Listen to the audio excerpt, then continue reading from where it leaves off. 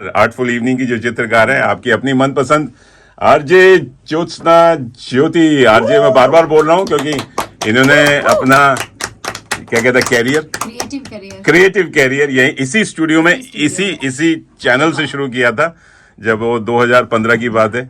RJ करते करते कहाँ निकल गई, फिर अब हवा में उड़ रही हैं।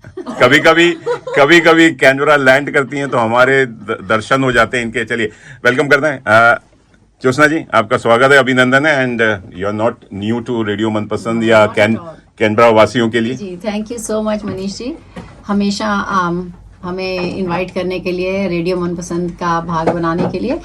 और एक्चुअली तो मेरी क्रिएटिविटी की शुरुआत भी आपने ही करवाई है, चाहे रेडियो से करवाई हो और चाहे फिर नाटक से। जो हमने पहला नाटक यहाँ पे किया था अंधी दौड़, तो वो पुश तो आप ही का था। हमने बात शुरू की थी नाटक होना चाहिए, तो आपने कहा कि कर ही डालते हैं।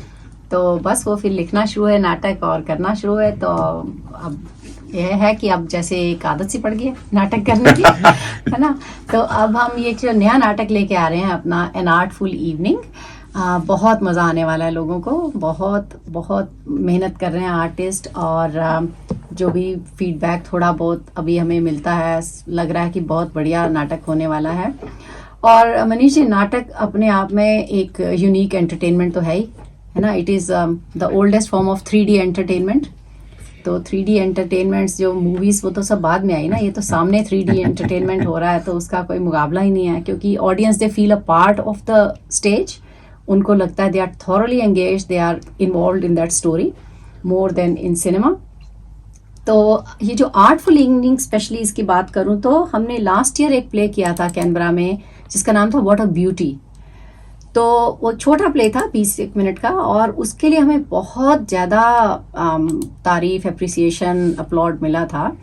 और कुछ लोगों का ये इंटरेस्टिंगली काफ़ी लोगों ने ये बोला कि ये प्ले जो है ये शॉर्ट बहुत था, इसको थोड़ा लंबा करो, ये लंबा होना चाहिए था, ख़त्म हो गया, बहुत मज़ा आ रहा था। तो बस फिर एज अ राइटर एक जैसे एक इंस्पिरेशन मिल जाती है फीडबैक से। I like to hear feedback of my audience. तो फिर उसी व्हाट अ ब्यूटी का सीक्वल लिखा गया जिसका नाम है एन आर्टफुल इवनिंग। वाह। तो अब जिन लोगों ने व्हाट अ ब्यूटी मिस किया था उनको डरने की जरूरत नहीं है, क्योंकि ये हम वहीं से स्टार्ट करेंगे और उसके बाद जो स्टोरी है वो आगे चलती जाती है, और काफ़ी टर्न्स, ट्विस्ट और ड्रामा है स्टोरी में। और of course it's full energy होगी। तो I think it is something not to be missed. Full of laughter and emotions जो आपके absolutely full of laughter, emotions, और मेरा trademark there would be a message. अच्छा, a message which everyone can relate to. It's not just for a small section, it's not for a targeted audience. A message we all kind of need reminders about, so everyone can relate to that message. और मनीष जी एक और बात बताऊं, उसके साथ एक surprise packet भी है। ओहो, अच्छा। तो मतलब हम सबको लगता है ना, एक के दाम में दो बहुत अच्छा लगता है ना जब दो मिलती है चीजें। तो यही होने वाला है कि हम आपके इसमें एक सरप्राइज गिफ्ट भी है। इसी नाटक के साथ एक छोटा नाटक हम और लेके आ रहे हैं जिसका नाम है सुपरस्टार। ओह जी, वो अभी एक सरप्राइज आज ही खुला है रेडियो मनपसंद। यहाँ जो बैठे हैं वो कोई सुपरस्टार नहीं है, ये तो सुपर डुपर स्टार है। अच्छा। तो एक सुपरस्टार नाटक है जो हमने, एक सिडनी में फेस्टिवल होता है शॉर्ट एंड स्वीट फेस्टिवल, जिसमें 80 नाटक होते हैं, छोटे छोटे 80 प्लेज थे। उन 80 प्लेज में हम सेमीफाइनल्स में थे and we were first runner up in semifinals. अच्छा। तो वो सब ऑस्ट्रेलियन प्ले थे। क्या बात है, क्या बात है। ऑस्ट्रेलियन प्लेस में हमारा जो नाटक था ये टॉप 14 में था, जो कि मैं सोचती हूँ, मतलब personally as a writer and director I feel very highly acknowledged about it कि वो बहुत हाई क्वालिटी के नाटक होते हैं। जिन लोगों ने देखे हैं वो जानते हैं कि उस फेस्टिवल का स्टैंडर्ड बहुत अच्छा होता है। तो जब वो नाटक वहाँ सेमीफाइनल तक पहुंच गया और रनर अप भी आ गया, तो मुझे लगा कि फिर अपने ऑडियंस के लिए तो वो नाटक ले जाना बनता है। अच्छा। तो जी हाँ, वो नाटक भी यहाँ पे आ रहा है और क्या बात है। बहुत एक्साइटेड हैं दोनों नाटकों को लेके। जैसे मैं यहाँ पे रेडियो मनपसंद पे आज समोसा और चटनी देना होता हूँ, आप समोसा भी ला रही हैं और थोड़ा सा चटनी है, वो जो sweet and sour super special. Very good. चलिए we look forward to that artful evening, और बहुत ही मजेदार होने वाला, जैसे आपने कहा कि और कितने घंटे का वो प्ले होगा? जी आर्टफुल इवनिंग जो है ये तकरीबन 1 घंटा 20 मिनट 30 मिनट के बीच में होने ठीक। वाला है। एग्जैक्ट टाइमिंग थोड़ा मुश्किल होता है क्योंकि स्टेज पे जो मूवमेंट होती है कुछ कुछ सेकंड्स में भी फर्क पड़ता है, Yep, बट yep. उतना ही 1-1.5 घंटे से ज्यादा नहीं होगा। ओके। और सुपरस्टार जो है वो 20 मिनट का है। 20 मिनट का, तो मतलब पूरा 2 घंटे का पूरा हाँ जी, 2 घंटे से एंटरटेनमेंट। कम हो जाए। जी जी बिल्कुल। फुल पैसा वसूल, फुल पैसा पैसा वसूल, वसूल। हाँ पैसा जी, वसूल। जी, चलिए, जी। और चलिए इसकी सारी जानकारी जो है हमारे रेडियो मनपसंद के फेसबुक पेज पे है, क्योंकि आप आइए, सिडनी में है तो सिडनी वालों आप लोग आइए, और सिडनी के आसपास में जो भी रहते हैं, न्यूकासल में है, वोलोंगोंग में है, लगे रहिए, सुनते रहिए, देखते रहिए रेडियो मनपसंद। जी हाँ, पूरा तड़का लगा के, और आर्टफुल इवनिंग का तड़का लगा के। जेजे अभी है नहीं स्टूडियो में, बताइए JJ, is she very strict director? Oh no no. I mean, Very- I wouldn't say no. लेकिन ये है कि जो अपने आर्टिस्ट से उन्हें निकलवाना होता है वो अच्छे से निकलवा लेती हैं, प्यार से भी, लेकिन जहाँ थोड़ा बहुत गुस्सा करना अच्छा। होता है वो भी करती हैं। लेकिन हाँ, आई थिंक वही जरूरी भी है ताकि सारे कैरेक्टर्स अपने जो रियल जो अपना परफॉर्मेंस है वो दे पाए, देखो, अच्छा। तो वो तभी आता है। जे डायरेक्शन में डेफिनेटली उनसे उन्हीं के थ्रू हम लोग अपना बेस्ट परफॉर्मेंस दे पा रहे हैं। आप लोगों ने एक बड़े बड़े डायरेक्टर्स के साथ काम किया, जो उसमें जेजे को मतलब कैसे रखेंगे? क्या डंडा मार जेजे हैं या stick? अच्छा, जेजे का एक कैरेक्टरिस्टिक क्या है कि वो गुस्सा, मतलब जो कहते हैं ना सरवत ने गुस्सा कहा, वो बोल के गुस्सा नहीं करती है, वो बोलती नहीं है, वो चिल्लाती नहीं है। मैंने बहुत डायरेक्टर से काम किया हुआ है, वो चिल्लाते हैं ये क्या कर रहा है, ये क्या, मतलब but what she does is she just gives a look.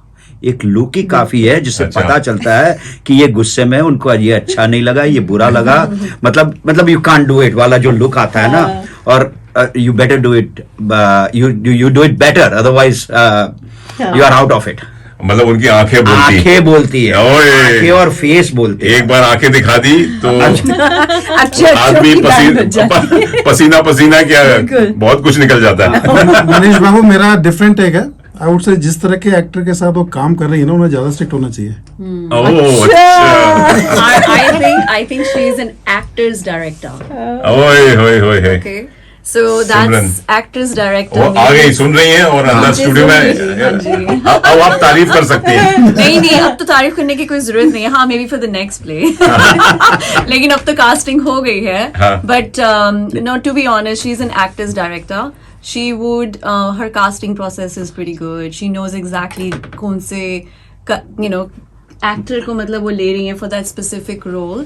So it makes life easy for actor as well as for the director. अच्छा। कि मैं इसको जो हूँ किसी भी शेप और फॉर्म से कर सकती हूँ, पिरो सकती हूँ, और उनको पता है. क्या So I think that's a very good thing about being a director, especially when you work with many. बिल्कुल, आई थिंक ये अच्छा पॉइंट है क्योंकि हम लोगों को क्लियर डायरेक्शन मिलता है कि आपको क्या परफॉर्म करना है, और हर कैरेक्टर को जे मतलब हेजिटेंट नहीं होती है दिखाने में कि ऐसे परफॉर्म करके दिखाओ, या ये this is what's my thought process behind this character. तो वो एक बैक स्टोरी देती है विच वर्क्स फॉर अस, क्योंकि हमें एक आइडिया मिलता है कि हमें कैसे और अच्छा परफॉर्मेंस देना है। तो I think that's the very great You don't quality. even get a backstory. आपको बनानी पड़ती है. हाँ, जेजे अर्चना। के बारे में मैं थरुण का टेक लूंगी, और मेरे ख्याल से कहते हैं ना, लातों के भूत बातों से नहीं आते हैं, लेकिन if JJ is your director तो आप लातों के भूत बातों से भी मान जाते हो। उन्होंने जो सिखाया था ना, वो जो बेसिकली उनके न्यूएंसेस जो सिखाने का काम है ना, मतलब ये this are the expressions that you should give, वाह। दिस इज वो जो न्यूएंसेस जो दिखाते हैं, I think she is the master of Yes, nuances. absolutely. Am I right? Absolutely. Yes, I think with everyone would agree with that. And जब वो बताती हैं करके लाइक यू सेड नुएंसेस के साथ, तो वो it does make an impact, और लगता है कि यार ये हमें क्यों नहीं आइडिया आया। तो वो आइडिया इसलिए ऑब्वियसली नहीं आया क्योंकि वो जे हैं और हम एक्टर्स हैं उनके। मैं आपको एक किस्सा सुनाता हूँ। जब हम पहली बार मूवी कर रहे थे, एक बातचीत जो कॉन्वर्सेशन, तो बोले कि अच्छा रेडी है, चलो रिहर्सल्स के लिए चलते हैं। मतलब वो basically I was the main person in that monologue जैसा ही था। तो मैं गया, वहां पर हम लोग बैठे थे और उन्होंने बस एक लुक दिया, भाई तुझसे ये नहीं हो पाएगा। ओ माय गॉड, मैं घर गया, मैं सो नहीं पाया, और फिर मैंने जो मेहनत करनी शुरू करी है, then next time basically so मैंने जो कहा ना, वो कह बोलती नहीं है, चिल्लाती नहीं है, बस वो खाली लुक देती है, आंखें बोलती हैं। आंखें बोलती है उनकी। बस उसी डांट के बाद से ऋषि दवे के आगे द लग गया है, तो अब ये द ऋषि दवे है। उनका दर्द बाहर आ गया, इसलिए दर्द है। हमारे साथ असिस्टेंट डायरेक्टर जी हैं सौरभ दादा, आप मैं पहली सिर्फ बार एक- काम कर रहे हैं जेजे के साथ। हाँ जी, मैं पहली बार जेजे के साथ काम कर क्या- रहा हूँ और एक्सपीरियंस काफी बढ़िया है। And बाहर this सुन is रही हैं first- JJ Bharat studio. First of many है फॉर श्योर, पर मैंने जेजे को कभी एक्टिंग करते हुए देखा नहीं है। पर मैं एक चीज पर मैं एक चीज बोलना चाहूंगा यहाँ पर। इन्होंने तो उनकी डायरेक्शन के बारे में तो कहा ही है, वो तो है ही। उसके ऊपर जाके मैं ये कहना चाहूंगा कि मैं as a viewer I would like to see her act because when she is, जैसा इन्होंने कहा कि जब वो बताती है कि कैसा करना है न्यूआंसेस के साथ, तो वहां से पता चलता है कि भाई जब ये खुद स्टेज पे परफॉर्म करेगी तो क्या होगा, वो हम सिर्फ इमेजिन ही कर सकते हैं। एटलीस्ट मैं सिर्फ इमेजिन ही कर सकता हूँ, क्योंकि मैंने देखा नहीं है और मेरी वो एक मंशा है कि मैं वो कभी देखूं और शायद कभी उनके साथ काम भी करूं। बिल्कुल सही कहा, ये मेरी भी दिली ख्वाहिश थी जब सबसे पहले प्ले किया था मैंने, कि आपको होना चाहिए, चाहे भले ही छोटा रोल हो, सौरभ, लेकिन देखने को मिलेगा कि नहीं सुपरस्टार में? आई थिंक नहीं, आगे नहीं, आगे एक्चुअली आपको पता है मनीष जी, हाँ। उनको कई बार एक्चुअली यहाँ पर जब बॉलीवुड से फिल्म बनने आती है ना, तो जो एजेंट्स होते हैं ना, वो उन्होंने काफी बार उनको फोन भी किया है, हाँ। But she has always declined. Actually she has never gone there. I don't know why, but I think she should act as well, and I think she will be a very good actor if she tries on screen. आप लोगों ने brownie points मिल गए। अगला play आप लोग क्या बढ़िया referee report दी है। अगला प्ले में आप ही लोग होंगे, हमारा नंबर तो आने वाला नहीं है। जेजे देखो कितनी मक्खन मलाई आपको लगाई जा रही है, और हम जी हाँ जेजे सुन रही है बाहर स्टूडियो के बाहर, बड़ा बिल्कुल अब सबकी 3 की तैयारी हो रही अब आप तैयार हो जाइए, अभी आपको रिहर्सल भी करना है, स्टिक बाहर आ रही है, बहुत बोल लिया, अब असली काम निकलवाएंगे आपसे। चलिए छोटा सा म्यूजिकल ब्रेक लेते हैं और आप लोगों का धन्यवाद देते हैं। जी हाँ, आप लोग बिजी हैं, रिहर्सल की तैयारी में लगे हैं, तो thank you each and every one of you artist. और मैं तो कहूँ, मैं छोटा सा एक रोल है, बहुत ही आइटम नंबर है, आप मेरे को देखने आएंगे और आप हंसेंगे भी और शायद हो सकता है नाचेंगे भी मेरे साथ, और हो सके तो पैसे डॉलर्स भी फेंकते रहिएगा स्टेज पे, क्योंकि मैं आइटम नंबर करने वाली हूँ। मुन्ना बदनाम हुआ डार्लिंग तेरे लिए। जी हाँ। जाते जाते सिर्फ एक बात कहना चाहूंगा। बिल्कुल। On behalf of artful evening and superstar, very big thank you to radio Manpasand कि इन्होंने हमको यहाँ बुलाया और ये अपॉर्चुनिटी दी to promote our shows. So एक बार फिर से जाते जाते a big thank you, and please do come everyone on the 22nd of June in Canberra at Hawker College, and on the 16th of June in Sydney at Castle Hill Park. So thank you once again. Thank on behalf you. of Artful Evening and Superstar both. Thank you आप लोगों का। अहो भाग्य, हमारे जो बड़े बड़े superstars हमारे स्टूडियो में पधारे।